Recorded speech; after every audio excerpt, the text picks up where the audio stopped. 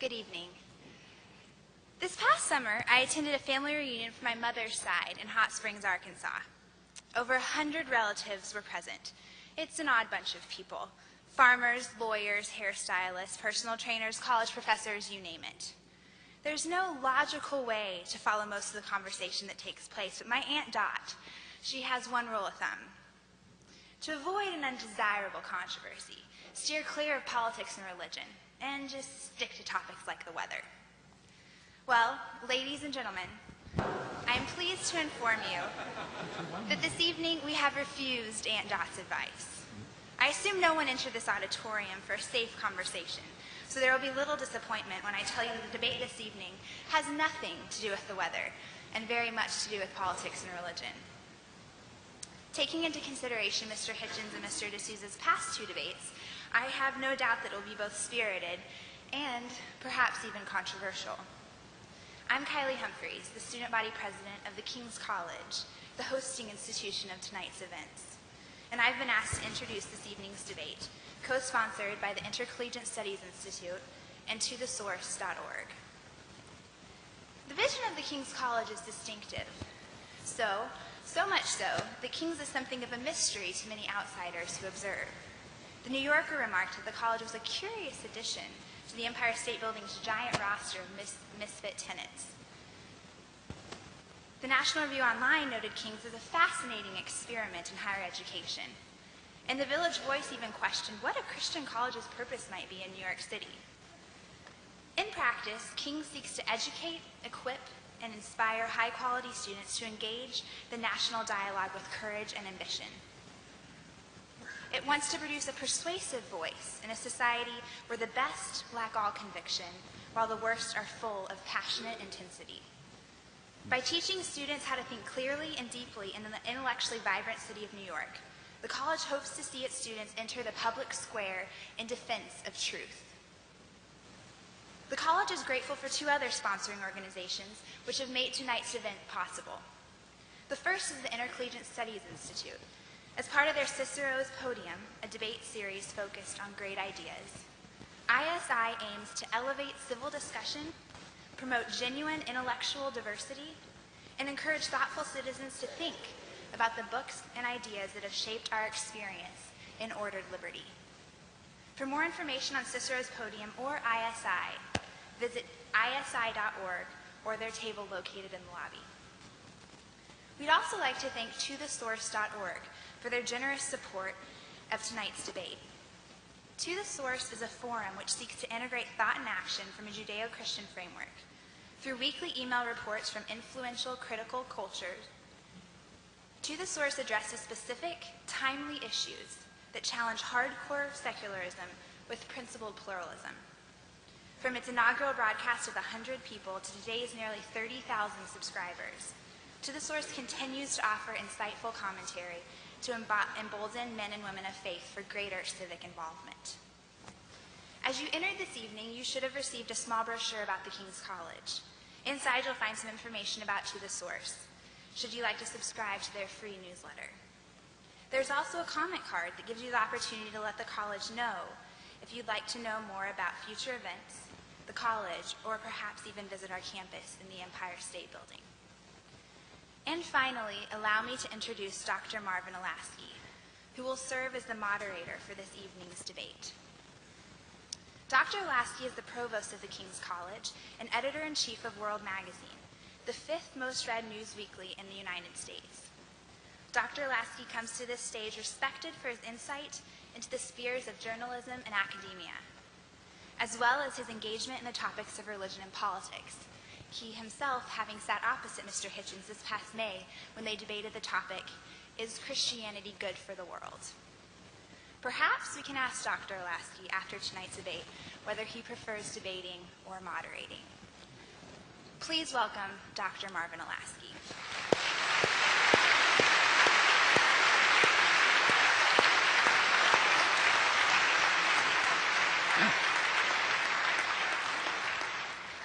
Well, thank you, Kylie.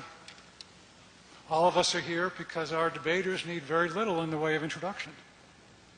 Christopher Hitchens is a columnist for Vanity Fair and the author of many books, including God is Not Great, How Religion Poisons Everything. In a review of that book, Richard Dawkins praised the deadly accuracy of Hitchens' critique and offered this advice: if you are invited to debate with Christopher Hitchens, decline. Relax. Relax. Now, Dinesh D'Souza, who has not declined, has written influential books such as The End of Racism and The Virtue of Prosperity. One reviewer said this about Dinesh's new book, quote, infinitely more sophisticated than the rants produced by Richard Dawkins and Christopher Hitchens. What's so great about Christianity leaves those atheist books in the dust? Well, we shall see. Ground rules for tonight. Dinesh goes first for 10 minutes, then Christopher has 10 minutes. Each has a 5-minute rebuttal, and then we let them go at each other directly for 15 minutes. We'll then entertain questions from the audience, not speeches or homilies, questions please, with King's College students getting the first 3 questions. Dinesh, Christopher, please pay attention to the timekeeper who has signs indicating a 2-minute warning and then a stop sign. So let's begin. Dinesh, you're up first.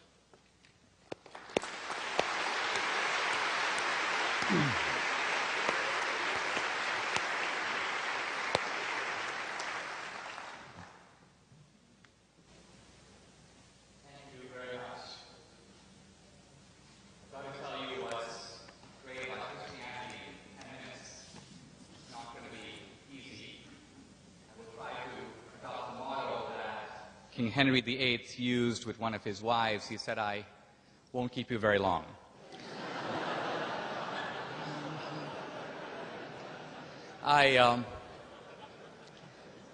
This is Christopher Hitchens and my 3rd time around. We've debated other topics before. It's our first time debating this issue. I really welcome the opportunity. In my opening statement, I'm going to make a positive statement about Christianity.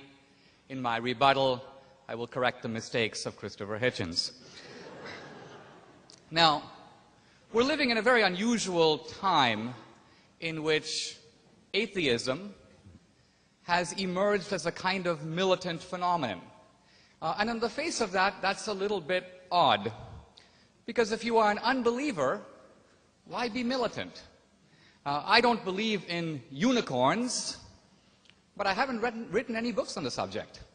I don't spend a lot of time denouncing unicorns. I live my life as if unicorns did not exist. But what we have from the atheist side is a belligerent attack on theism and specifically on Christianity. I want to try to answer this attack by using the same tools of reason and skepticism and science and evidence that is the banner under which the atheists march. In no way this evening will I rely on scripture or any kind of theology to make my points. I'm going to focus entirely on reason and evidence. Let me begin, if I may, this way. In reading through the various atheist books by Hitchens, Dawkins, Harris, and the others, if I were to make a list of the values that the atheists cherish the most, I would list values like the idea of individual dissent, the notion of personal dignity, the idea of equality, the equal dignity of men and women, an antipathy to oppression, inequality, and slavery, the idea of compassion as a social virtue. Now, what's interesting is that if you take a good look at this list, you realize that these values came into the world because of Christianity. How do we know that? Partly by looking outside of Western civilization, where we see that these things that we take for granted There's a tsunami that devastates a place in Africa. All the Western, which is to say Christian nations, rush to help. Nobody else seems to. Something unique is going on that's internal to our civilization. Now you might say, well, Western civilization isn't just built on Christianity, it's built on Athens, by which we can say classical reason, and also on Jerusalem, which is Judaism and Christianity. And yet if you look at the world of Athens, which is to say Greece and then pre-Christian Rome, you discover that those were civilizations that were based on slavery. They were civilizations where women were treated very badly. They were civilizations where human life didn't count for a whole lot. The Spartans notoriously would leave the feeble child on the hillside to see if it was still alive in the morning. And the great philosophers of Greece and Rome viewed these incidents with equanimity. They didn't think it was a big deal. It is only from Christianity that these things that had been uncontroversial for a long time become controversial for the first time. In Sam Harris's book, he tries to blame slavery on Christianity. But the reality is that if you look at history, slavery was a universal institution, practiced in every known culture. The Greeks and Romans had it, the Chinese had it, there was slavery in ancient India, American Indians had slavery long before Columbus got here. So it is Christianity that mobilized the first movement in the world to oppose slavery. First the Quakers and then the evangelical Christians took a theological idea that we are all equal in the eyes of God. An idea that, by the way, for some centuries was seen as a merely spiritual truth, and they gave it a political application. If we are all created equal in the eyes of God, no man has the right to rule another man without his consent. This idea became the moral engine of the anti-slavery movement both in Europe and in America. And this concept is not only the moral root of anti-slavery, it is also the basis of democracy. What's the premise of representative democracy? No man has the right to rule another without consent. And I want to turn for a moment to science, because one of the rallying cries of modern atheism is the supposed incompatibility between Christianity and science, an incompatibility rendered puzzling at the outset because if you make a list of the leading scientists of the West in the past 500 years, you find that the vast majority of them were not only theist, but specifically and devoutly Christian. This was true of Galileo, Copernicus, Kepler, Bry, Priestley, Lavoisier. You can just go down the list all the way through Gassendi, Mersenne, Mendel. Some of these guys were monks. Like Mendel, Gassendi, and Mersenne were priests. So right away you have a puzzle. We have literary theorist Christopher Hitchens and biology major Sam Harris positing a supposed conflict that was not evident to the great scientists of the West, stretching from Kepler to Newton. I want to make perhaps a further point about this, though. Not only were these scientists Christian, not only did they see their work as revealing the divine handiwork in the universe, but I want to argue that modern science itself is based on three Christian assumptions that are at root metaphysical. Assumption number one: the universe as a whole is rational. The universe embodies rationality. Now, if you think about it, that's odd. It's pretty easy to say that my friend Bill is rational, or Christopher Hitchens is partially rational.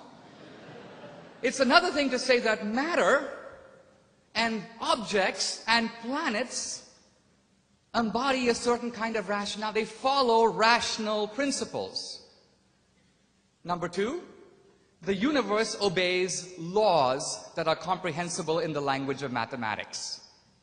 Again, if you think about it, that's very strange. If I'm driving my car, I can follow laws. I see a stop sign, I come to a halt. How does matter obey laws? How does the electron know what to do? If we look at matter, it is unbelievably well behaved. It follows the laws of Newton's inverse square law. It obeys Einstein's laws. The point I'm trying to get at here is that this is a metaphysical proposition. A third one. The laws out there in nature are mirrored by the goings-on within our minds. We can apprehend and understand the laws. Very odd. Why should the goings-on within our head match the goings-on in the universe? Now, if you're a believer, you know why. God is believed to be omniscient, which is to say super-rational. He built the universe to embody rationality. God is a lawgiver, and the universe reflects His laws. We are made in God's image. We have a spark of the divine, so it's not surprising to the theist that you have this arrangement. But for the atheist, you can't take any of that for granted. This is faith-based science. A final point. We hear a great deal about how Christianity has been terrible for the world. The truth of it is, if you look at the casualties of Christianity, the Inquisition, the Crusades, the Salem witch trials. I read a book on the Salem witch trials. I had been educated to believe the Salem witch trials had killed thousands, or at the very least hundreds of people. I discovered that at the Salem witch trials, the number of people executed was, in fact, 18. The Inquisition, if you read Henry Kamin's book, the most authoritative study of the Inquisition, the Spanish Inquisition, over 300 years, killed 2,000 people.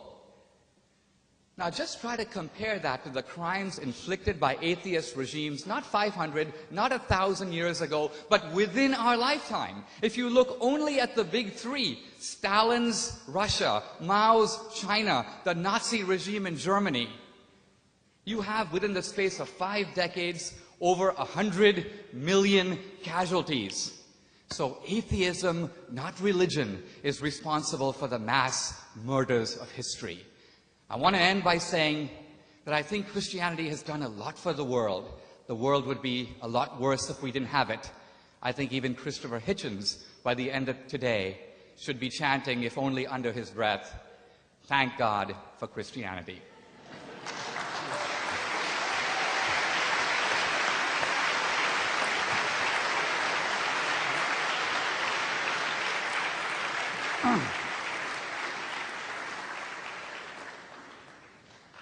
Well now, Mr. Chairman, ladies and gentlemen, comrades, friends, brothers, sisters, I would be self-sacrificially a Christian if I cut into my own time, limited as it is, to pay 80 compliments, so I won't, except to say that Dinesh is one of the most formidable debaters I've ever encountered on any subject, that he has the further great advantage of actually believing in this stuff.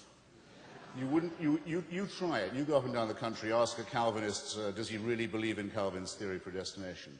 Ask a Roman Catholic, do they really believe in the virgin birth? You get all kinds of Life of Brian evasions from them. It's metaphorical, really. No, Dinesh believes this. That's very useful. And then I want to thank the alarmingly polite and wholesome faculty and staff of the King's College.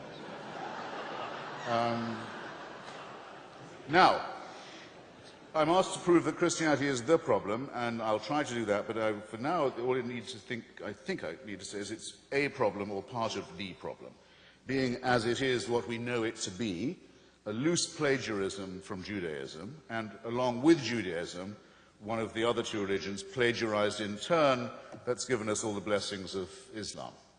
So it's part of man-made religiosity that trades under the brand name of monotheism. And the problem that all three have in common is that of faith.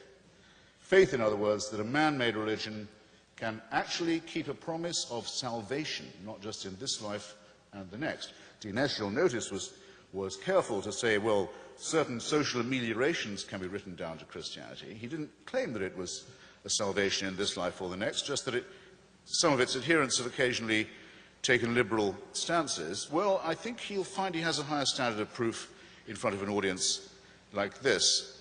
That's the first belief that faith involves.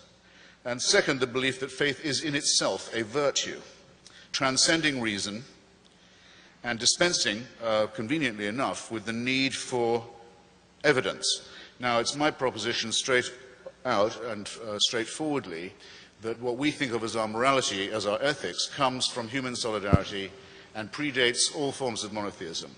Don't let it be said in your hearing, ladies and gentlemen, any of you who have any self-respect, that, we know the story to be fiction of the Exodus and the wandering and the encounter in Sinai. We know that really to be a metaphor, but taking it to be true that my mother's ancestors wandered all that time under the belief that perjury and murder and theft were okay, only to eventually bump into Mount Sinai and receive the news it wasn't kosher after all. We have to have more respect for ourselves than that. Any human society that had believed those things wouldn't have got that far. I think it's pretty safe to say. Christianity, in other words, is masochistic as well as partly sadistic.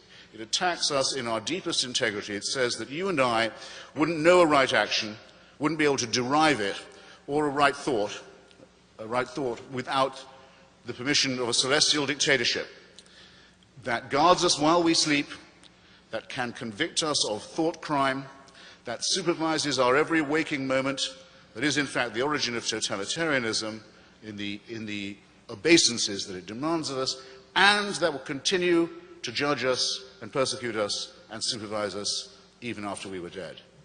This, in my view, as well as being utterly untrue, utterly falsified by fearful human beings, is something that it is very fortunate we possess no evidence for. How horrible it would be if we were condemned to live in this posture of gratitude, permanent gratitude, to an unalterable dictatorship in whose installation we had had no say. And let me add, the worst of that would be if that dictatorship was benign. That would be the thing that would make it insufferable. Some of us refuse it, and we do so on what we confidently say are moral grounds, as well as the ground that the story is a fairy tale, made up by fallible and opportunistic human beings. Why else would I say, in the time I've got left, that Christianity is, as well as untrue, immoral? Well, it offers something horrible, vicarious redemption. You're told that by applauding a human sacrifice, a particularly cruel and revolting one, that took place before you were born, to fulfill a prophecy in which you had no say, condemns you either to punishment and sin if you don't accept it, or, if you do accept it, offers you the chance that your own sins can be forgiven you. Well, everything is wrong with this picture. First, as with the original proposition of a deity, it requires of you compulsory love as well as compulsory fear. You have to simultaneously love someone, you're commanded to love them, and be frightened of them at the same time. This is no way to teach morals. Second, you're told not that you might get a second chance, or that your debts can be paid. I can pay your debts if I care enough for you. I could serve your time in prison if I wished. But I can't forgive you the sin. I can't absolve you of the responsibility for what you've already done. I can't wash you white as snow. And the desire to be washed in that way and to be free of responsibility is itself an immoral one that should be rejected by anyone with any, I'll repeat the term, with any self-respect. So the vicarious redemption by human sacrifice is an immoral preachment with very immoral implications, as is compulsory love coupled with compulsory fear. The idea that the laws of nature can be suspended in your favor if you make the right propitiations is a lie. Dinesh points out what a lie it is. Einstein says how marvelous it is. The great thing about the universe is its laws never are suspended. They are never suspended. They do operate according to a beauty, a logic, and a symmetry that we don't quite yet understand. We're getting to understand them better. Dinesh points it out rather intelligently to you. What does Christianity say? Those laws can be suspended, and in your favor too, if you make the right prayers and propitiations and sacrifices. There can be, a virgin can conceive, a dead body can walk again, your leprosy can be cured, the blind can see. Nonsense. It's not moral to lie to children. It's not moral to lie to ignorant, uneducated people and to tell them that if they will only believe nonsense, they can be saved. It's immoral. The totalitarian concept of the afterlife, the hideous idea, doesn't even occur in the New Testament. doesn't occur even in the violent rape and genocide-filled books of the Jewish Bible. There is no punishment of the dead. When God has destroyed your tribe and had your virgins and your children murdered in front of you and your flocks and herds scattered and so on, and you also fall down to a bronze sword, he's done with you. The earth can close over you. That's it. You've tangled with the wrong tribe, the one he favored. Not until gentle Jesus, meek and mild, are you told, if you don't make the right propitiations, you can depart into everlasting fire. That one of the most wicked ideas ever preached, and one that's ruined the lives and the peace of mind of many, many children, preached to them by vicious, child-hating old men and women in the name of this ghastly cult which we're met here to discuss tonight. I don't need 2 minutes to finish with this religion, but thanks. I have a moral challenge on this point. Answer me this if you think that morality comes from the supernatural and we require celestial dictatorship permission for it. Name me a moral action committed by a believer, or a moral statement or ethical statement uttered by one that could not be made or uttered by an unbeliever. I've asked this in a number of venues and forums now. I'm going to keep on asking it. I've not yet had an answer. If I was to ask anyone in this room, however, could they name a wicked action performed or a vile statement made by someone attributable only to their religious faith, there isn't a single person here who would have to hesitate for a second in discovering what that was and saying it. Why is it incompatible with knowledge and science? Is for this reason. We calculate that the human species, Homo sapiens, has been around now. Carl Sagan thought perhaps 200,000 years. I would say 100,000. Not more, not less. In order to believe the Christian message, you have to believe this. For those 100,000 years, people were born, died, usually, many of them, in childbirth, either the mother or the child. Life expectancy, perhaps 20 years, 25. Died of microorganisms they didn't know existed. Genesis doesn't mention them because the people who write Genesis don't know there are microorganisms. Earthquakes would have been terrifying. Tsunamis, volcanoes, mysterious events. War and famine superimposed on this. You can all fill out this picture for yourselves, I'm sure. That was our life. For tens of thousands of years, on and on it went. Maybe a gradual upward curve of a sort. We seem to have made some progress, very painfully, and with infinite suffering and labor, and with our solidarity still intact. Now here's what you have to believe. You have to believe that heaven watched that for 98,000 years. And after 98,000 years decided 2,000 years, it may be time to intervene. And the best way of doing that would be to have a filthy human sacrifice in a very remote part of Palestine. And the news of this has still not penetrated to the rest of the world, and I don't think will be believed when it does, and isn't believed by me, and can't be believed by a thinking person. Thank you.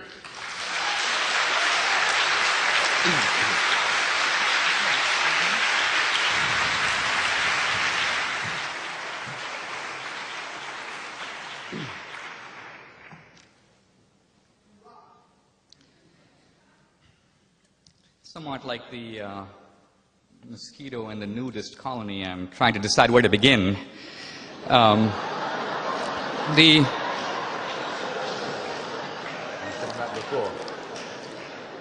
want to begin with, if I may, with stripping away a kind of a pose. Because usually when you debate the atheist, the pose is, I am a man of evidence seeking the data. I'm following the evidence where it leads. Now, what's interesting is that if you listen to Christopher Hitchens, he offered no shred of evidence for anything he said at all. He presumed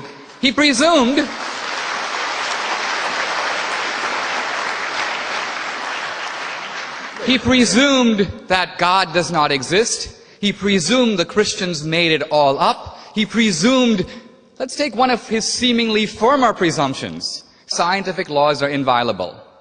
I said earlier this was an article of faith, and it is. There is no scientific law at all for which we could say that there are no exceptions to it. Let's take one of the most fundamental principles of science. Light travels in a vacuum at the speed of 186,000 miles a second. How do we know that? We've measured it. 1 time, 2 times, 10 times, 1,000,000 times. The philosopher David Hume says even if you measure it 50 million times, you cannot draw an unrestricted general conclusion from any amount of empirical tests. And why? How do we know that on a distant star 5 million light years away, light travels at that speed? Do we know? We do not know.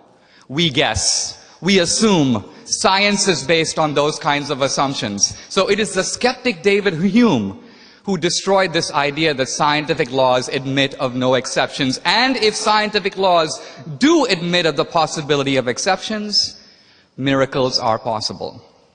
Now, let's look at Christopher's portrait of Christianity, which is the heart of his case. It's not fundamentally about, I think, evidence. It's fundamentally, somewhere I believe Christopher called himself not an atheist, an anti-theist.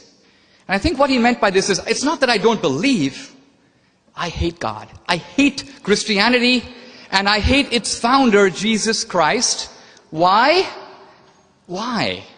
Now, if you look at history, not even as a believer, here is Christ, one of the mildest men to set face on the earth, harmed absolutely nobody, introduced radical new principles which, if followed, would make our world immeasurably better. Don't just return an eye for an eye, forgive your enemies, turn the other cheek. As a counsel of personal decency and holiness, the power of forgiveness, these are the radical new ideas introduced by Christ. They are seen by Christopher as wicked ideas, even though they have done so much to make our world what it is. It's sadomasochistic, he says. Well, if you look at it purely from human terms, here's a guy, he was killed brutally, but if you accept the Christian premise that God sent his son, not just to be killed, but to be resurrected. It's the resurrection that's the core of Christianity, not the crucifixion. So it's not a sadomasochistic thing, it is a triumphant thing. And here I want to get to the core of all this. I want to read a quotation, if I may, from Christopher, and it's something he sort of said this evening. He says, it would be horrible if it were true that we were designed and then created and then continually supervised throughout all our lives, waking and sleeping. It would be like living in celestial North Korea. Here I think we get an insight not only into the motive, of atheism, but also into the nature of God himself. And here's what I mean. The way the atheists portray it, God is meanly flinging the atheist into hell. Wrong. We hear from Christopher Hitchens, he doesn't want God. He's shutting himself out from God. He doesn't want heaven. He sees it as a form of abasement, a form of humiliation, a kind of unending parade with flowers in which he's going to be handing out garlands. He doesn't want it. In short, the gates of hell are locked from the inside. When the Bible says that salvation is a gift of God, many people think it means that God gives you the gift of salvation. No. That's not what it says. It doesn't say salvation is the gift from God. It says salvation is the gift of God. God is the gift. And there's no compulsion. We are free to accept him or to reject him. If we reject him, it is by our own choice, and God reluctantly gives us our wish. There's no sadomasochism in that. There is only free choice, the choice to reject God. Thank you.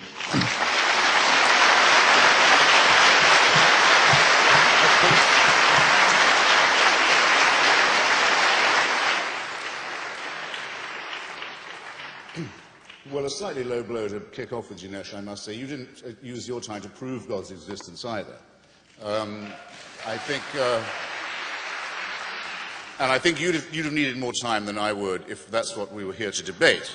I imagine that it was held in common between us and this audience that it isn't possible to decide these matters finally, that no one has ever produced an ontological proof of God that is completely satisfying, nor a disproof that is completely satisfying. However, the burden surely is a little more heavy on those who say, I know that there is a God, and not only am I a deist, I'm a theist, I know what he wants. In fact, I know who his son is. In fact, I'm on sort of personal terms with the guy in ways that are not evident to you. That demands a slightly higher standard of proof, and to say you didn't come up to that scratch, my dear, I'm sorry, is to say the least of it. Okay? Now, Why be militant, I was asked. Why do you care? After all, if all this is nonsense, why do I exercise myself about it? Well, I'll give you one example straight off. There is a religion that some of you will have heard of. It has 12 imams, 12 holy men, who all serve God, a one God, an only God. One of these imams has gone missing, but is expected back imminently, when he will bring a reign of universal peace and justice. I don't know if any of you paid attention to what I said earlier about the Islamic plagiarism of Christianity, but Shia Islam is essentially a parody of the Catholic faith. Now, the people who believe in this, you said unicorn, I would say tooth fairy, or sinister Santa Claus, propose to acquire thermonuclear weapons by illegal means at present, and to deploy them against not just Jews and Christians, but atheists, secularists, homosexualists, rapists, adulterers. I think they've only got me 3 times so far in this. And to bring about that happy thing that all religions secretly want and celebrate, the eschatological end of days. All religions have this common deformity. They want this to be over. They think what we're going through is just a prelude. Our life is a poor and contemptible thing. Bring on the moment when we'll find the ultimate truth and be able to relax in the Saviour's arms, or in some promise of heaven, as the sort we were offered this evening. I say it, that I think it's a contemptible offer, and would be contemptible if there was any basis for believing that it was real.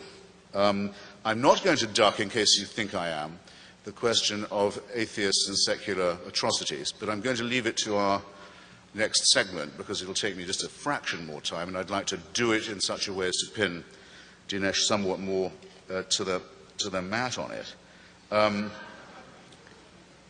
It is argued, though, on this moral point, that those who repudiate God will have no basis for making their own moral decisions or uttering their own ethical conclusions. That without this anchoring and overarching belief in protection, we would simply be in a world of nihilistic chaos, choosing here this and here that option for ourselves, with no anchorage of decency, no ballast of ethics.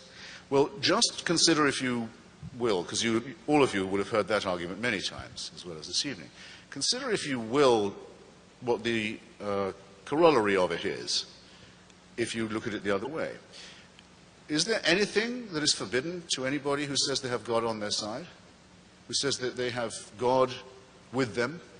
Is there any evil that they forbid themselves to do? Is there any enslavement or rape or dispossession they haven't committed? Is it not the case that, I'll just take the other case of the Shia Muslims, whose claim to a God and to his being the spokesman of morality is just as valid as that of any other religion, as far as I can see? Well, in their religion it's forbidden to execute a virgin, whatever crimes she may have committed in Iran. Can't be executed as a virgin. But if sentenced to the death penalty and still a virgin, she can be raped by the Islamic Revolutionary Guards and then executed, because she isn't a virgin anymore. A piece of sadistic ingenuity that would not have disgraced Torquemada or the practitioners of the Inquisition, and does show, does it not, that not just in the name of religion, but rather, I would say more honestly, precisely because of faith and the certainty that it gives of a divine endorsement, that things are done and done all the time, and threats made that no decent secularist, no convinced atheist humanist could countenance for a second. And of course atheism is no guarantee. An atheist can be a nihilist, can be a sadist, can be a fascist, can be a communist. These are sufficient rather than necessary conditions that I'm talking about. But I hope they will, at least to some extent in your minds, ladies and gentlemen, have broken the connection between religion and ethics as demagogically asserted. Thank you.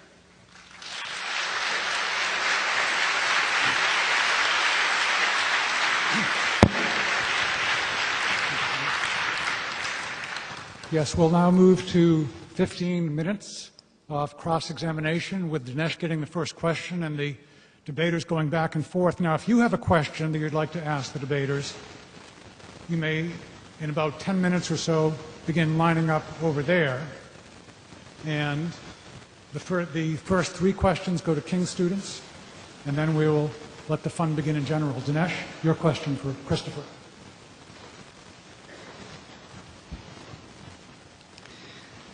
Could you name any scientific law whatsoever for which you have certain knowledge that there are no exceptions? No, I couldn't. I mean, Thank you. I made a different assertion. I said that Einstein says the laws of nature are not suspended. That's quite different. You chose to attack a position I hadn't actually espoused. And you had said yourself that there is an obedience to law, observable. I can quote you. Or but you my quote point was yourself. that was an article of faith.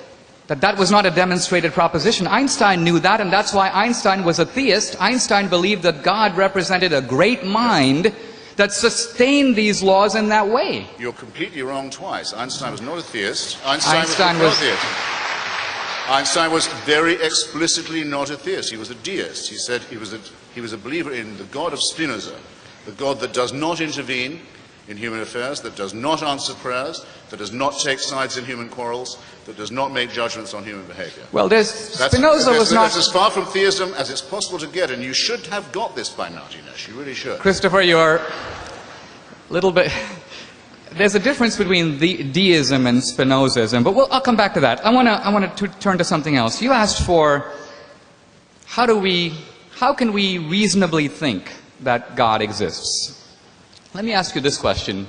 Scientists who begin to look at the universe ask themselves this question: why does the universe have the rules that it does?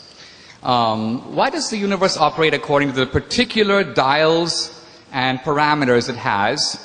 What if those parameters were a little different? And the scientists who look at that said, if you change these parameters even an infinitesimal amount, if the gravitational force were slightly different, or the strong nuclear force, or the electroweak force, we would not have this universe, we would not have life, we would not be here having this debate. Now, what is your explanation for how we live in such a fine-tuned universe? It would seem to suggest a fine-tuner or designer. Darwinism is hopeless here because it's not accounting for the universe, only for transitions among life. So what is your rational theory for why we live in a fine-tuned universe? Right. Well, there's a good reason why no one comes to me for arguments about physics, so I'll have to take, but I'm not ducking the question. Just for your notebooks, ladies and gentlemen, there is a book by Professor Victor Stenger on this subject. Dinesh deals with it also in his book, that makes the bold claim that science actually negates the case of the existence of God. Well, Stenger says the laws of physics come out of nothing. Do you agree with that? Further than I would have gone, I'm saying I recommend that you read it. A chasm of tautology yawns at the feet of all those who go in for this argument. Richard Dawkins actually said to me once he thought it was the most interesting argument he'd so far heard or encountered in all the debates we've all had with the faithful, and it is, because there's something extraordinary about it. Of course, also appeals to us, because anything that says to us, you might not have been here, but you are, so that must be something majestic, is obviously appealing to us. It's sometimes known as anthropocentric. Look at the consequences. Look at an example just in the suburb of this argument where we happen to live. A tiny solar system on the very, very edge of the known universe, with a sun that is going to flare up in a while into a red dwarf, go out, having boiled us alive, on the only planet in its solar system that can support, or I think ever has supported, anything like life. Of the other planets, most of them are either or all of them, I should say, are either much too hot or much too cold. This is just in our hood, on our block, to support life. And that's true also of huge tracts of our own dear planet, which we happen to know, whatever argument we take about it. Christopher, I'm sorry, you're filibustering me a little bit here. This is cross-examination. It's poised on a climatic knife edge. So I would say, bear that in mind, and I would add, quite some design, and quite some designer. Well, you said that... No, I thought it was my turn to ask the question. Yeah. Well, actually, I will forego my question to you if you'll re-ask your question to me about atheist tyrannies and massacres. And I won't take too much time on it. Otherwise I have to ask it to myself. I'd be willing to ask you those questions if you let it go in a cross-examination. Otherwise, I ask a question and you take up all the time. Well, no, that's why I was asking. That's why I was asking you if that condition would seem fair. I mean, I must answer the question which you have asked me in one of your contributions. Shall we leave it for a... Let me do it this way. How about if I put the ball in your court, you pose the questions to me on this topic, and we can go back and forth? All right, then. Okay. Okay. On this question, then, of atheists and secular dictatorships that I'm only just mentioning, has it ever struck you that the original totalitarian movement of the 20th century, the one that actually invented the term totalitarianism, popularized it, claimed it for itself, the movement of Mussolini, Franco, Salazar, the Ustasha in Croatia, Father Tiso in Slovakia, you'll see where I'm going with this now, was basically only another term for the Catholic right wing. There's nothing secular about fascism.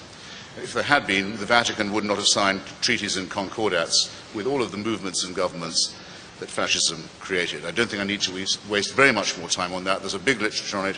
The Church keeps on apologizing for this, as for its engagements with similar political movements and governments in Latin America after the Second World War, after the main battle against fascism was over. The German version of this is not the same. It's quite clear that Hitler disliked Christianity, though he never repudiated his Catholicism, praised the Church in Mein Kampf, asked for his birthday to be celebrated, which it was every year in every Catholic church in Germany by the order of the Vatican. And Christopher, my turn? Wait. Just in view of this, in view of the fact that not one person, according to Paul Johnson, Catholic historian known to you, I think has praised your work, up to 50% of the Waffen-SS were confessing Catholics, none of whom were ever threatened with excommunication for their activities. The only Nazi I know of to be excommunicated by the Roman Catholic Church was Joseph Goebbels. And do you want to know why that was? Do you want to guess? He married a Protestant. Magda Goebbels was a Protestant. The Church said, excuse me, we do have our standards. All right. This is not secularism, Dinesh, and it's quite false to say. And it's actually, there's an insinuation in it that I reject and resent. It's quite false to say that these are the outcomes of secular politics. Thank you. When I first came to America, Or rather, wouldn't you say? It's supposed to be a question.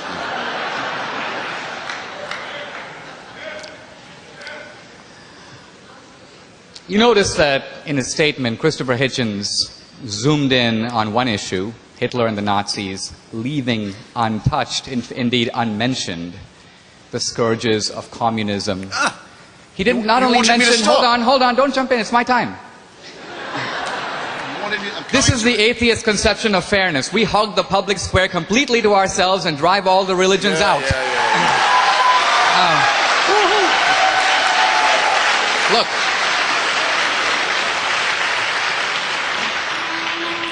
You wanted me to stop. I need about 2 minutes to answer you. Okay, fine. Not only did he not mention Stalin, not only did he not mention Mao, he didn't mention Pol Pot, Ceausescu, Fidel Castro, Kim Jong-il. Now, Richard Dawkins in The God Delusion says, well, there's a big difference. The Christians did what they did in the name of religion, but the atheists aren't committing their crimes in the name of atheism. Now, this is what happens when you let a biology major out of the lab. Because here's a guy who knows nothing of history. I wouldn't accuse you of that, Christopher. But all you have to do is read Marx. All you have to do is familiarize yourself with communism. It was an explicitly atheist ideology that sought to create a new man and a new utopia, liberated from the shackles of traditional religion and traditional morality. It was no accident, as the Marxists said, they always targeted the churches, they always killed the clergymen and the priests and so on.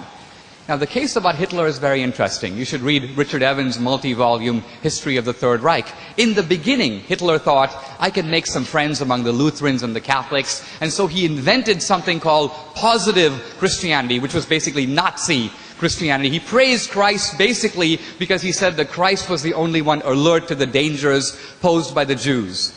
But you only have to read the book to realize that Hitler hated Christianity. He hired people around him who were all atheists. Their explicit goal, the moment they got into power, was to destroy the church, which was seen as doing what? Putting a little bit of a moral bridle on the horrible plans of Nazism. So ultimately, it's not the Christians. Christians ultimately are accountable in some ultimate sense. Atheists are not. And that's why the atheist regimes killed more people in a week than the Inquisition could kill in 3 centuries. And why? Because of the maxim stated by Dostoevsky and the brothers Karamazov, if God is not, everything is permitted.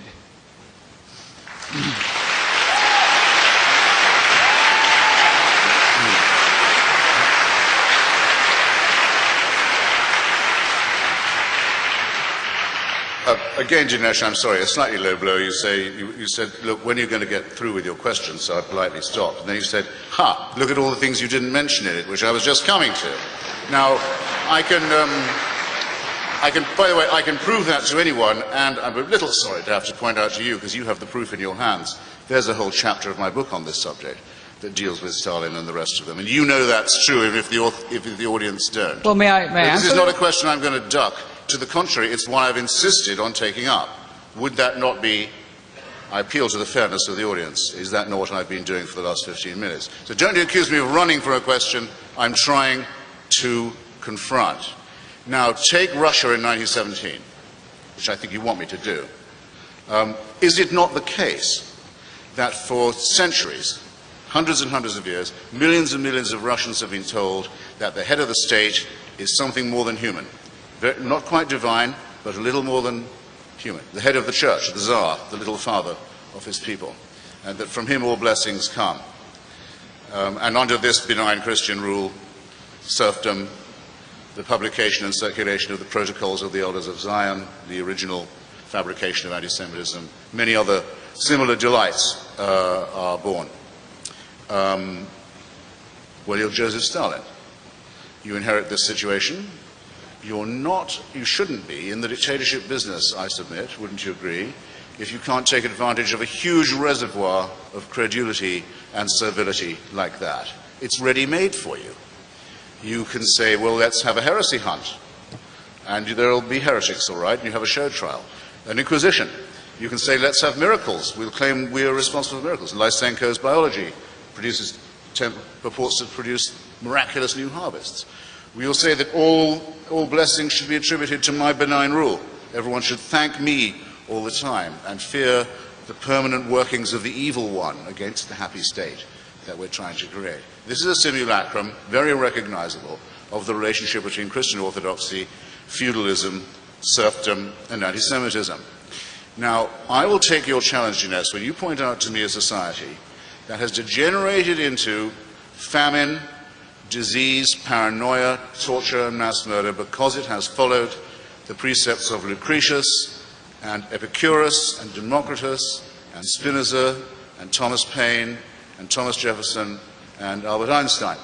If you can do that, if you can point to me a society that erred and fell into horror by doing that, then we'll have a level playing field. Till then, you know perfectly well we don't have one, and you're trying to make it less fair still. Let me, if I may have the same time to answer. Right here we see the way in which there's a kind of inequality of measurement going on. We find among the atheist writers an attempt to blame religion not only for its own crimes, but also the crimes of atheism. Sam Harris, in his book The End of Faith, says the following. He's trying to prove that suicide bombing is entirely religious. But he knows that the inventors of suicide bombing in the modern form are the Tamil Tigers, who are fighting over land and are fighting over self-determination. So he says this: while the motivations of the Tamil Tigers are not explicitly religious, they are Hindus who undoubtedly believe many improbable things about the nature of life and death. The cult of martyr worship that they have nurtured for decades has many of the features of religiosity that one would expect in people who give their lives for a cause. So the Tamil Tigers see themselves as secular combatants in a political struggle. But Sam Harris detects a religious motive because these guys are Hindus, and surely there's some underlying religious craziness that explains what they're doing. Now we turn to Christopher Hitchens. I want to read, if I may, a line from Daniel Dennett in his book, Breaking the Spell. He says this: He says, it is true that religious fanatics are rarely, if ever, guided by the deepest and best tenets in those religions. So what? Al-Qaeda and Hamas terrorism is still Islam's responsibility, and abortion clinic bombing is still Christianity's responsibility. Here's what he's saying. If bad guys do bad things in the name of an ideology, the ideology doesn't get to shake them off and say, those guys were just perversions. You have to take responsibility. And the point I'm making here is, Christopher Hitchens will not take responsibility as an atheist for the crimes committed in the name of atheism. He is doing backward somersaults to blame the Christians for them. So Christianity has a lot to answer for. We wouldn't need repentance if that wasn't the case. But Christians should not have to answer for Mao and Stalin and Hitler, people explicitly dedicated who, if they could, would destroy Christianity and wipe it off the face of the earth, as would apparently Christopher Hitchens.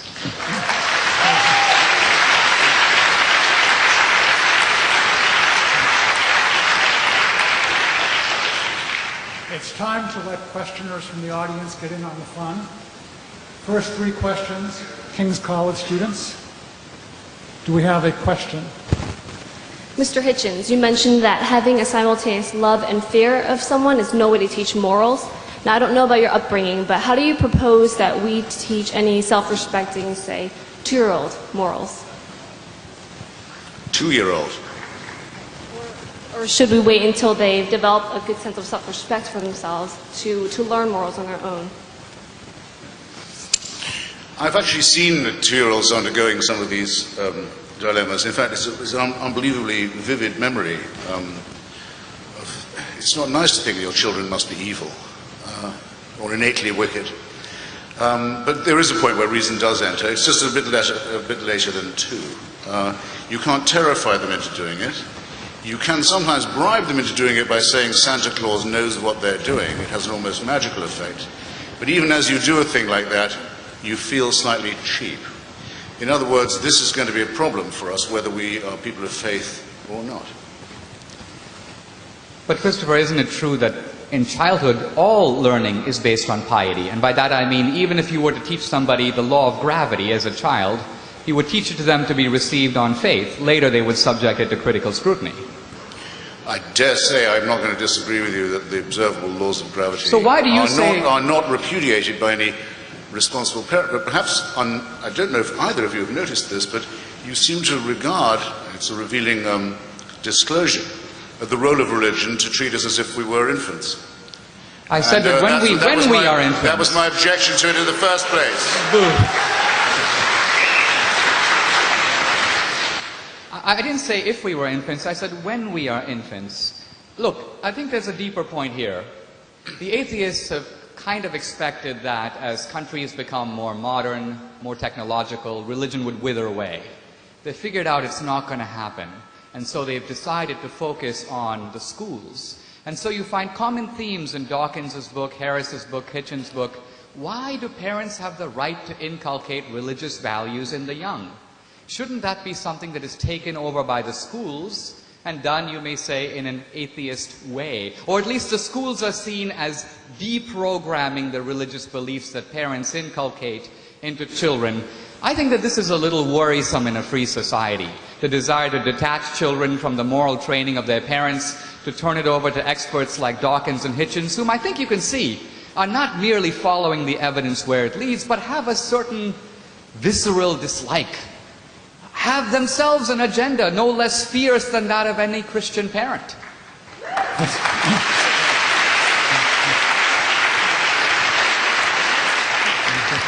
This is a question for Mr. D'Souza. It's a statement you made earlier that the laws of nature reflect the goings-on in our head. I'd love to hear you elaborate on that a little bit more.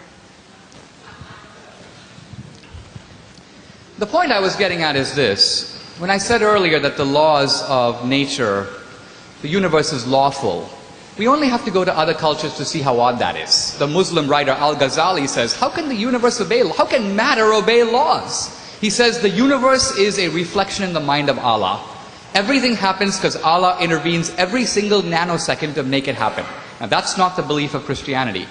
Now, if you imagine that in our heads are atoms and molecules and neurons firing away, I ask you, what logical necessity is there for the workings of these neurons in here to match the laws of the universe out there? Why should there be a correspondence between the two? Again, as a theist, I have an answer. As an atheist, he has a guess. And in fact, he's been hanging an awful lot on that guess tonight. The reason, I'm not defending this or that miracle, but I'm simply saying that we have a very limited understanding of You haven't defended any laws. miracles, as a matter of fact. I'm sorry? You haven't defended any miracles, as a matter of fact. Well, in my book, as you know, I defend one, the resurrection. I lay out the evidence for it in a very much in a historical way. But that was my point, that there's a strange correspondence here that ultimately relies on faith. And the only difference ultimately with the atheist is he relies on the evidence while denying the metaphysical ground on which it stands. Isn't that true? Metaphysical drama is a bit strong, I think. It's whole cloth fabrication. Isn't science based on metaphysical assumptions? I still think you misrepresented David. If you see something apparently involving suspension of the laws of nature, shall we say, the sun standing still so Joshua can win his battle, all right? Or the raising of Jairus' daughter, or even my favorite miracle, the turning of the water into wine at Cana. A tribute to the Hellenistic influence that still persisted in Palestine at that time. You still have to ask yourself the question, which is more probable, that the laws of physics or nature have been suspended, by the way, in my favor, or that I'm under a misapprehension? Everyone has to ask themselves that question. That's if they saw it themselves. If they take it as a report issued through and filtered through dozens of other non-eyewitnesses and corrupt texts down the years, then I would think anyone who says that they think of the resurrection as a historic fact is advertising a willingness to believe in absolutely anything. Let's have another question.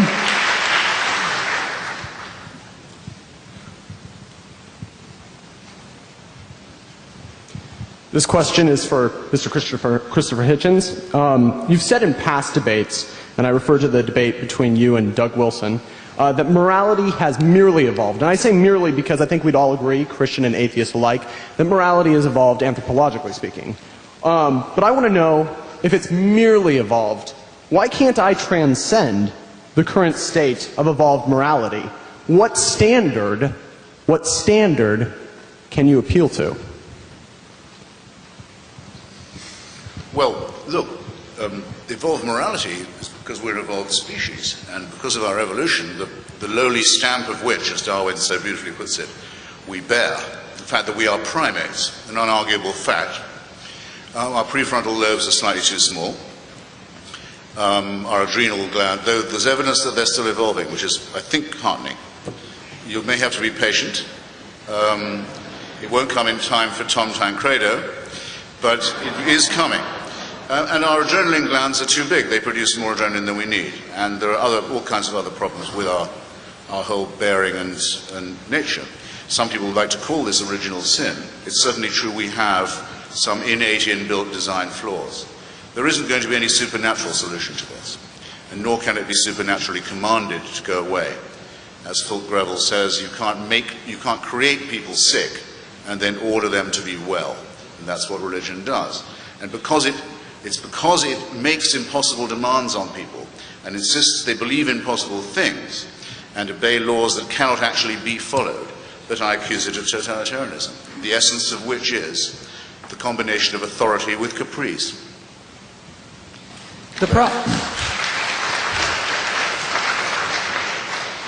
Evolution, although a powerful theory in many respects, doesn't account for three things. It doesn't account for the origin of life, which is presumed.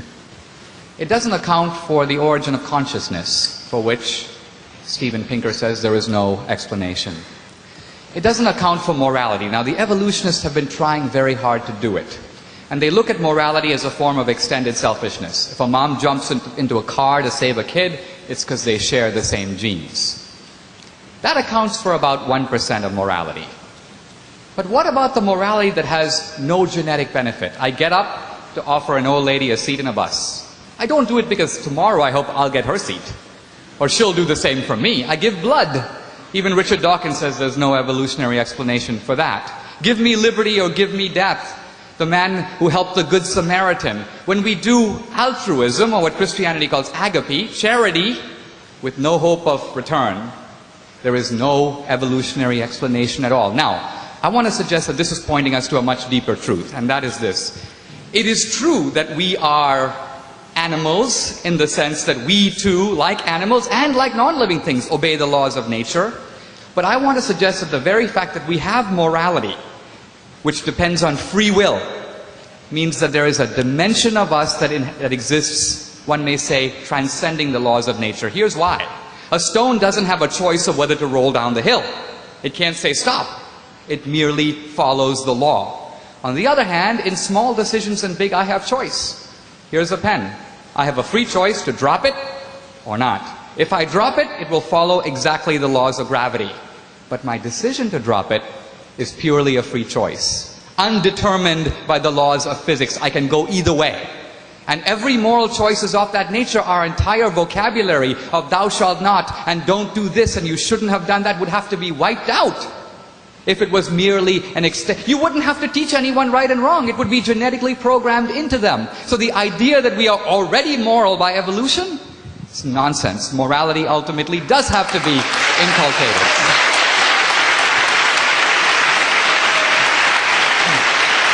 Next question, please. Yeah, well, I think, I'm sorry, with your leave, that demands a little correction. First, just take the Good Samaritan. Since he was already known of by Jesus of Nazareth, assuming he ever existed, the man from Samaria, his good behavior can't be attributed to Christian teaching, can it, by definition? And if you recall, all the people who behaved worst in that story were priests and Levites and the other devout ones. So they seem to have got he seems to have got his idea of human solidarity without divine or religious permission. Christianity did not exist at the time. Anyone here who isn't a serf can say for themselves, yeah, were you taught that it might be a good thing to give blood? Was this inculcated into you? I can certainly say it wasn't into me. When I was a socialist, it was one of the things I was most proud of. I would go to give blood because we were proud of the fact that the British National Health Service never had to buy any. There was always enough. There were always enough people who would go and give a pint. Because why not? Why, by the way? They weren't giving one. I give a pint, I don't lose it. I regenerate it quite quickly. But someone gets one. Something in that gesture appeals to me. Christopher, I've done someone a good thing, and it hasn't cost me a sacrifice, and I don't have to act as if I've just done something incredibly virtuous and self-sacrificial and pious. And then, yes, as a matter of fact, I do have a very rare blood group, and one day I'm going to need some blood myself. And I hope enough other people are thinking about me in their way too. What supernatural or celestial permission is required for this, I ask you? And I will answer. Creates a mystery where none exists. I will answer. In many cultures, people don't give blood. In many cultures, this idea that you should give a part of yourself for some guy that you don't even know, there's an old Indian proverb, the tears of strangers are only water. The point I'm trying to get at is, it seems to me that on a personal level, you're right. No one maybe had to say to you, give blood, give blood, give blood. What you're missing is the fact that here you are, atheist Christopher Hitchens, educated and raised in a Christian culture, the culture of Christian Europe, where this idea of compassion, which was not there in the world before, Aristotle scorned it. Aristotle praised magnanimity, the superior man deigning to the inferior man, but not compassion in the sense of feeling for the other guy. It was Christ who invented that and brought it into the world. Now, you are parasitic on that. You are acting out those virtues, but you're refusing to pay debt or even acknowledge the Christian source of them. That, it seems to me, is a little ungrateful historically.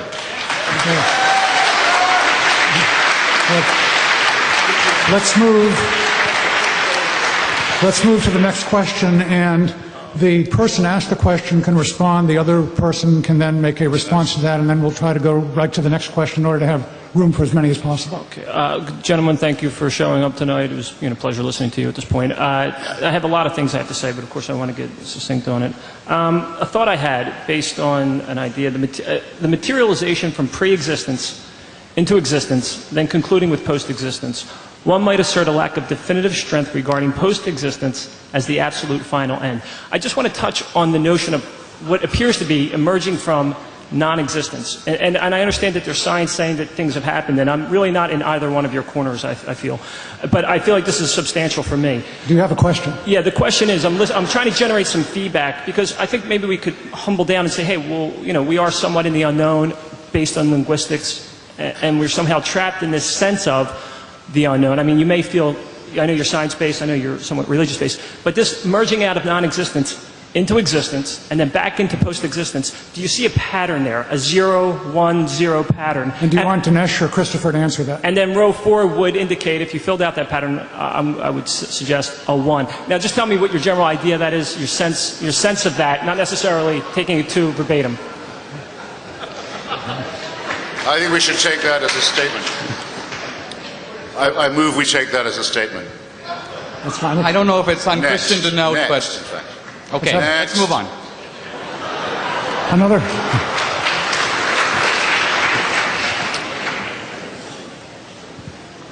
Yeah. Dr. Hitchens, I come from Tonga. No, in the Professor South Hitchens, Pacific. please. Professor, before Christianity came, Tonga, Fiji, they have men for dinner. And in Tonga, it was a mess. My question is, let's say they did not come to the Pacific. What do you have to offer us as an atheist? What do you have to offer us? Well, should I ventriloquize the question? I'm not sure everybody heard it. The gentleman is from the island of Tonga, which is in the Pacific. Used to be a British Crown possession. I don't know if it still is. I'm certain that's how the Christians got there anyway, thanks to British imperialism. And he says that before the Christians came, people were freely dining off one another. This is a fair... In Fiji, yeah. I've heard the stories. It's often struck me as a tremendous problem. Why was no redemption ever sent to this island?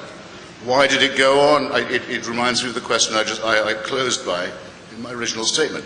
98,000 years of human existence, and heaven watches with indifference. We're expected to believe 2,000 years ago intervenes by means of a human sacrifice in which all took part and which all must believe, and that's the salvation. And it's not offered to the Chinese, who at that stage can read and can write and can build boats and can have libraries and gunpowder and can spread an idea. No. It takes many thousands of years before, in a very weird form, it gets to China at all. There are parts of Borneo where people still practice cannibalism, where this message still hasn't spread. Now, this isn't a problem for me because I regard it as man-made. It isn't a problem for me. This is my answer because I regard it as man-made.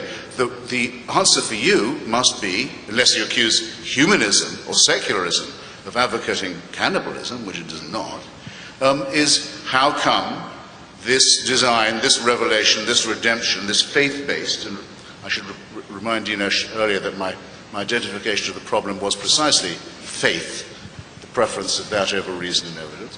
Why doesn't it seem to work? Why, whenever you ask, why is there so much suffering, misery, ignorance, backwardness, and barbarism? Why is that question unanswerable in the terms in which it's asked? You've just phrased it for Tonga and Fiji. I think Christopher is missing the force of the argument here, which is not simply that the Christians have been negligent in carrying this universal message, but that when Christianity came to the rest of the world, it brought new values into those cultures. One time I said to my grandfather, how come we are part of a tiny Christian minority in India? And he said, 2 words, the Portuguese Inquisition. Meaning that some very zealous missionaries, possibly accompanied with some bayonets, came to India and Christianized the Indians. I want to say two things about this, however. Even though that may have occurred at the beginning, you found in a very short time large numbers of Indians rushing to Christianity. And why? As I looked into this matter as I got a little bit older, I discovered that in the Indian caste system, you have 4 castes with the untouchables at the bottom, and if you're born an untouchable, you're finished. There's nowhere to go. You can't get out of it. Many of the people in the untouchable class were very attracted to Christianity because they saw it as affirming the idea of spiritual equality among persons. This was not immediately or even over a long time translated into complete political or social equality, but it meant something to say to somebody, you're not a nothing, you're not a dog, you are a human being, and that alone counts for a lot. What I'm trying to say, and I think what the gentleman here was trying to say, is that most of the world didn't have that. We didn't have it in Western civilization either. Christianity brought it in. Now, it imported some of it from Judaism, but Judaism was for the tribe. God instructs His chosen people. Christianity takes the idea and universalizes it. If you look at the rights that are stated in the UN Declaration of Human Rights, you notice something very interesting. You read those rights, they're universal rights? No. Virtually all of those rights are the specific legacy of Christianity. It's good that they're universalized because Christianity wanted from the beginning to universalize them. But they are not the shared rights recognized in all the cultures and practices, whether religious or non-religious, in other cultures. So I think we're seeing here from people who have experienced it. I don't care about those inquisitors who came a long time ago. I'm kind of grateful to them, although probably my ancestors would not have shared my enthusiasm. But they brought me into the orbit of Christianity and Western civilization, and the fact that I have the values that I do, the beliefs that I do, the respect for dignity, women, equality, and so on, is entirely the legacy of Christianity as it was exported, I'm sorry to say, Christopher, not by the British, but by the Portuguese. The British could have done a better job. Next question, please. The thing is, just a tiny thing. If you claim it for one, you have to claim it for all. It seems to me. It means that means you accept that, yes, Hamas does a lot of good with social services. Yes, Louis Farrakhan gets black kids off drugs. Yes, the Mormons must have had a point, devout as they were, when they said black people didn't have souls, as they did until the 1970s. That everything attributable to religion must be attributable to it. You can't just pick and choose the bits that you like. The abolition of cannibalism is one thing. The Muslims say they abolished child sacrifice, but think of the things they also brought. And tell me if this doesn't show, what I've been arguing from the first, that it is a man-made institution, not a divinely appointed one, and that you get exactly the sort of coincidences you would expect from that. The world looks as it would look if there was no God. Next question, please. My question is for Mr. Hitchens. Sorry, keep getting them, but... That's all right. Movement, evolution, and change are hallmarks of human history. If religion poisons everything, as you claim, why haven't we just gotten rid of it and moved on? Well, I think that there are two reasons. I'll be quick, because I see when you ask.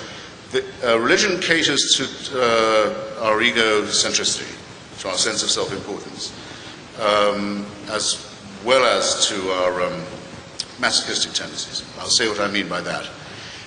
Religion teaches us that we're originally sinful, that we're sinners in the hands of an angry God. The Quran says we're made out of a clot of blood. The Bible says out of dust. That we're born evil, we're wicked, we should sprawl, we should grovel, we should be glad that someone who even cares to look after us at all. Be grateful. I think this is a disgusting attitude, but you won't, I think, fail to recognize that it's a very accurate picture of what's preached. But, worm as you are, cheer up. The universe is designed with you in mind. And God has a plan for you, and you alone. So to this terrible groveling is added a terrific arrogance as well. Thus you get the phenomenon of people like Mother Teresa, say, brushing past you and pushing you off the pavement, saying, sorry, out of my way, don't mind me, I'm just on errand for God. And they call this modesty. That's why it appeals. And the second reason why it appeals is, I don't know why this is, because I don't see what there is to fear in it, You're not going to know when you're dead. You're not going to know it. So there's nothing to be frightened of, but people are frightened of death. And the central lie of all religion is that there's a cure for this, and an exception will be made in your own case, and eternal life offered if you make the right propitiations and the right abjections. Well, I'm sorry. I think it's the height of immorality to lie to people like that. But that's why it survives. That's why it survives. Let me answer, if I may. Religion poisons everything. Christopher is known for literary flair. I think what we've seen here today, when I first came to America, I lived in Arizona, I went to a rodeo, and I'm sort of reminded of that. We have a point here, a point there, and just a lot of bull in between. Now, here's what I mean by that. Isn't it a case of gross rhetorical and argumentative excess? I mean, did religion poison Shakespeare, or Milton, or Dante, or Michelangelo, or Raphael, or Bach? Were they corrupted by religion? No. Their work is in some ways an exhibition of a transcendent reflection as we see in art. Even secular people should be able to appreciate that and to recognize that that is the special legacy of our civilization, built in part on Greece, but also in equal, if not larger part, on Jerusalem. Now, we are now coming closer to the core of what this debate is about. This idea here that religion is a form of wish fulfillment. Christopher didn't think of that. Sigmund Freud said it. Marx said it in a different way. Religion is the opium of the people. We can't face life. We can't face death, so we make up stuff. Now, I could give a religious rebuttal to that, which would look something like this. I can totally see why in a wish fulfillment world, we would invent heaven. Heaven is cool. And if I wanted to get away from my diabetes or the fact of death, I might say, I'd like to live in heaven. I don't think I would have made up hell. Hell is more severe than diabetes. It's a little tougher than death. So why would a wish fulfillment inventors of religion come up with the rules of self-denial and so on that make our life more difficult, more sacrificial? We would make it easy. We'd start by taking out that commandment against adultery, if we were making it all up. Now, one final point. The idea of religion as wish fulfillment makes no evolutionary sense at all, a point made by the atheist Steven Pinker. He says this: it makes no evolutionary sense to make stuff up that threatens your own survival. Imagine this: I am a rabbit. I am being pursued by a lion. I have to decide whether to run. I decide I will not run. Why? There is another life waiting for me, even better than this one. What would be the fate of such a rabbit? It would be immediately eaten. Rabbits who engaged in wish fulfillment would not survive. That's the point. You need a better theory.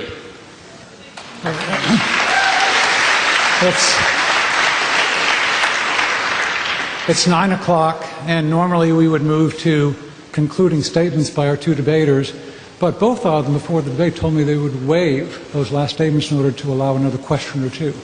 So let's have another one. Mr. Hitchens, you began your opening statement by decrying the very concept of faith or beliefs in the absence of good, solid, supportable evidence. There was an American psychologist named William James who was a great believer in faith.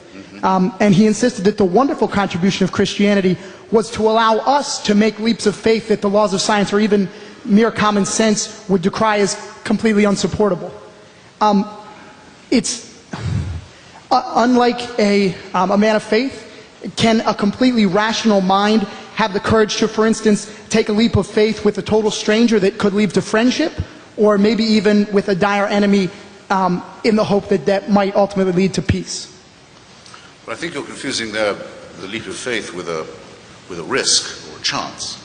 The leap of faith, which I attribute to Kierkegaard, not to the varieties of religious experience, is what's necessary to get you across a gap where no evidence exists, and where some of the evidence may be to the contrary. And the problem with that, though I can see the will behind it, is that you can't make it just once. and find yourself on the other side. Faith got me across this chasm. Now I'm safe. You have to keep on making it. You have to keep on going to church, sometimes several times a week, to assure yourself you were right to believe it in the first place. And it becomes morbid and ritualistic and irrational.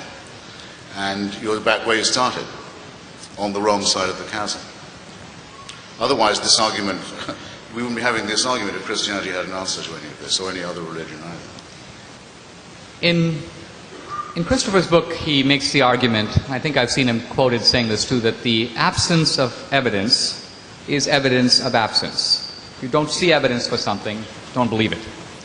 Now, I would suggest that in the empirical domain, in the world of human experience, that is a valid principle.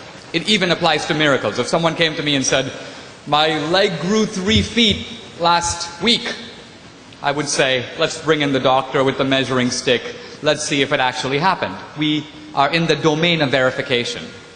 However, the non sequitur here is the following. There are many questions that are vital to our life because it would affect the way we live that are not in the empirical domain. Let's say I would ask you, is there life after death? Shakespeare says death is the undiscovered country. No one who's gone there has ever come back. And certainly not in a natural. So here's the question. How would you subject that proposition to testing? What possible evidence are you looking for when it is not in the empirical domain? Christopher says automatically reject it out of hand, since there is no evidence, but there is no evidence in a domain where evidence is unavailable. So I would suggest that here we have the dogmatic atheism that, because it doesn't know, refuses to believe. Now, if you ask me, do I know? I would say, no, on this point I don't know either. The believer shares the agnosticism with the atheist, but the difference is the believer says, even though I don't know, I believe. Remember, the statement of belief is not a statement of knowledge. I know my brother. I wouldn't say I believe in my brother, I know the guy.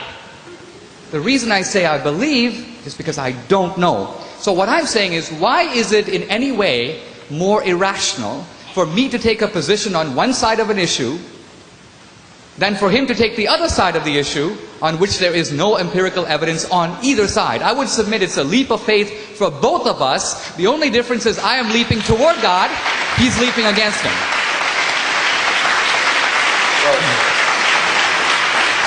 Yes, last question, please.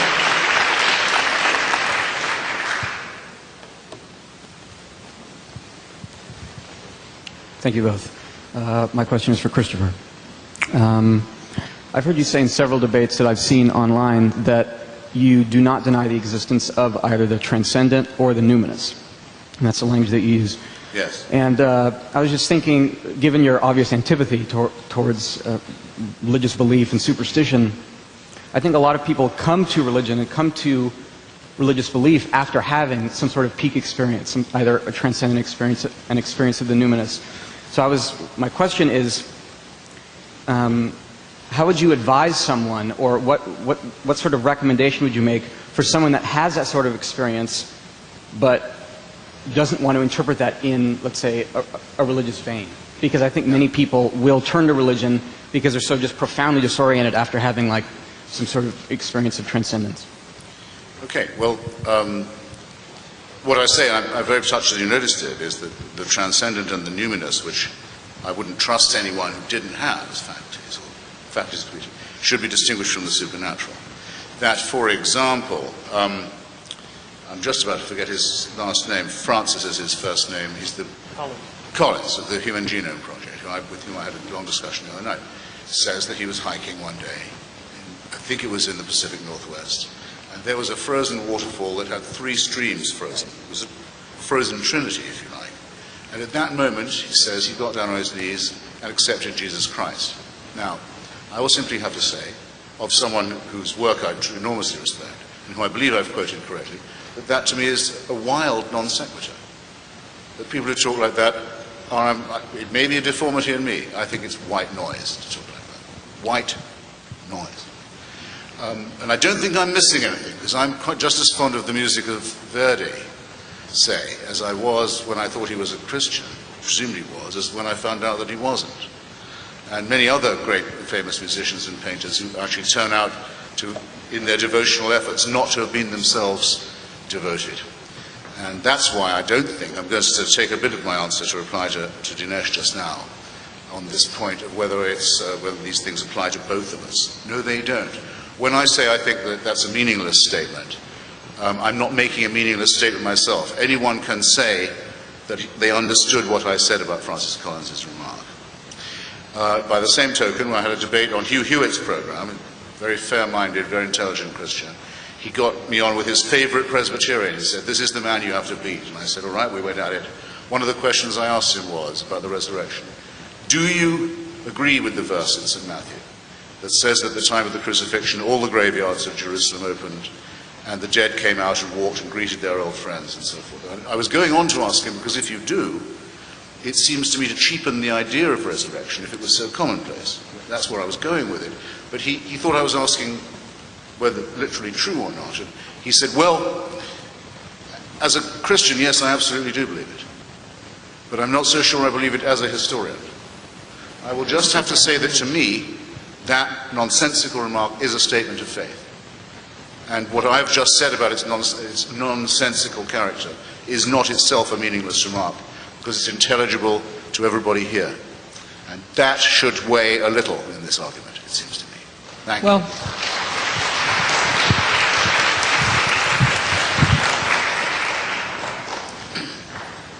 I don't know what Francis Collins was getting at, but I can tell you a little bit about what Kepler was getting at. I think when you look at nature, you notice that there is enormous intelligence embodied in nature. And this is, I think, for the person who thinks about it, a deep mystery. Kepler was measuring the movements of the planets, and the theologians all told him that the planets should move in circles. And Kepler realized that was not the case.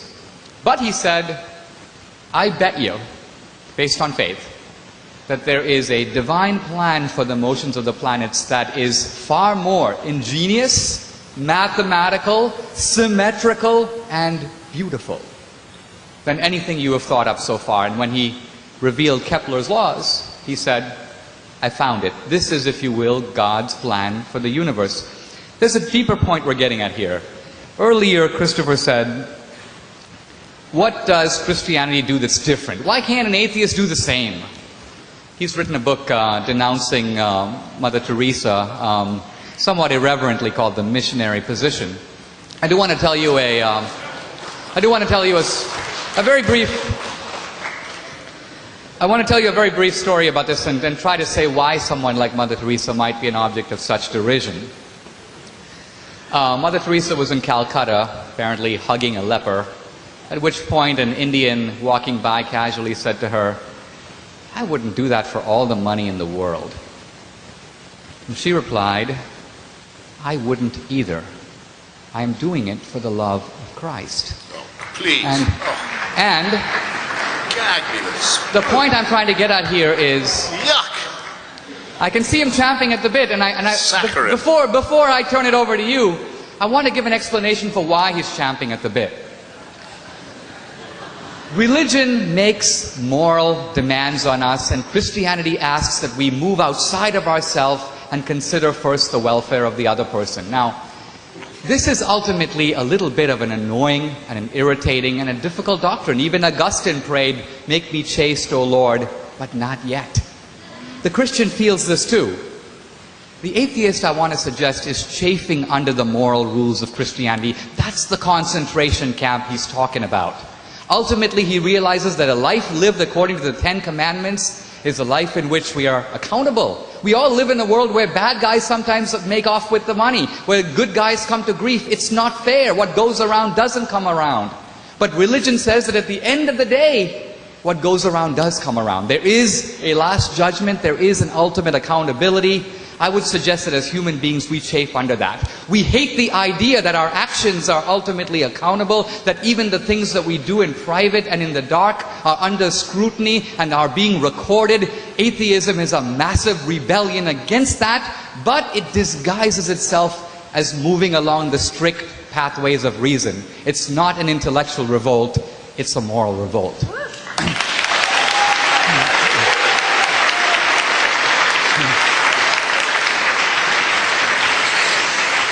Good. We've been going at this for over 90 minutes now, and it's time to sadly cut it off. 3 concluding notes. First, if you have information cards for King's College or love notes for Christopher or Dinesh, please give them to an usher as you're leaving. Secondly, Dinesh here will be signing copies of his new book. And third, thank all of you for coming, and please join me in thanking our 2 debaters.